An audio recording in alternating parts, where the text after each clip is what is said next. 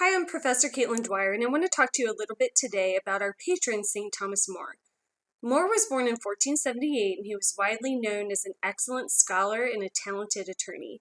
He was also a loving husband and a father of 4 children, and he was widely known for being very clever, having a great sense of humor, and being very generous, especially to the poor. His early career as an attorney involved time in Parliament serving in the House of Commons, and there More learned early on what can happen to you if you stand up to a king. You can face some consequences. So the king at the time, Henry VII, was asking Parliament to approve this huge sum of money to pay for his lavish parties. More thought that was wrong. He didn't think that people should be paying for that, stood up to him, and in response, Henry VII threw More's father in jail in the Tower of London. Pretty harsh, right? So when Henry VIII ascended the throne, though, he actually looked really favorably upon More for a couple reasons. One, they had been friends in childhood, and also he knew that More was just very widely respected, that he was super sharp, and that everyone looked at him as just being really virtuous, just a really great guy. So Henry VIII actually looked so favorably upon More that he eventually appointed him Lord Chancellor of England, which is this super high up position. And this appointment came, though, at kind of a politically tumultuous time in England.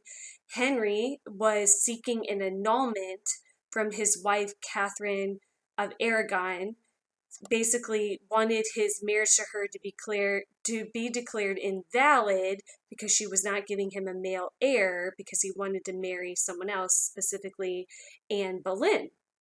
So the church looked at his marriage, but after review, determined that his marriage to Catherine was valid and he did not qualify for an annulment. Henry did not like this one bit. So what did he do? He decided to break away from the Catholic Church and start his own church, the Church of England, of which he would be the supreme head, and then he could grant himself a divorce. And so this is what he did. More did not agree with Henry's actions because More himself was a devout Catholic. So he didn't agree with Henry starting this schism in the church. So More decided to quietly resign as Lord Chancellor. And this was a really difficult move for him because it impoverished his family. He basically gave up his salary and he wasn't going to be rehired for another position after that. So, but he did it anyway. But Henry wasn't content to leave More be. He actually passed a law demanding that all people take an oath recognizing his first marriage as invalid. His any children with Anne Boleyn, would be heirs to the throne. And he also wanted people to acknowledge him as the supreme head of the church. And More couldn't do that because it was against his deeply held religious conviction. So he would not take the oath. And as a result, he was imprisoned in the Tower of London.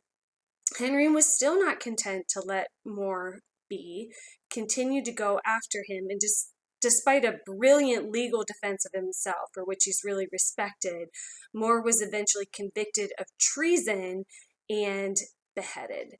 So super sad, but also super inspirational that he was willing to stand up for what he believed no matter the cost. And he saw this act as an act of love, a love for God specifically, by being true to himself, true to his conscience, true to what he believed about God and the church. So More was later canonized, that means officially recognized as a saint, in 1935, and he's now regarded as the patron saint of attorneys. So here at Thomas More University, we honor and remember More, in part for his love of learning, but also, and most especially, for his willingness to stand up for what he believed no matter the cost. This makes More not only an inspiration to Catholics, but to anybody who has that willingness to stand up for what they believe.